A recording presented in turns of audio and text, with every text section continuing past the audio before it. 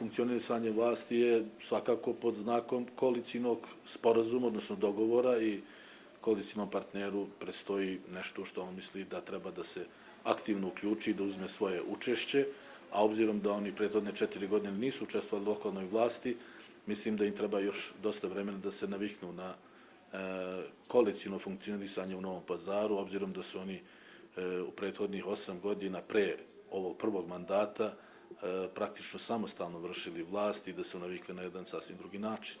Danas se navršava 20 godina od otice Bošnjaka u selu Miječu. Uglavnom se radi o Bošnjacima iz mesne zajednice Sjeverin i sela koja gravitiraju toj mjesnoj zajednici. Dakle, radi se o državljanima Republike Srbije.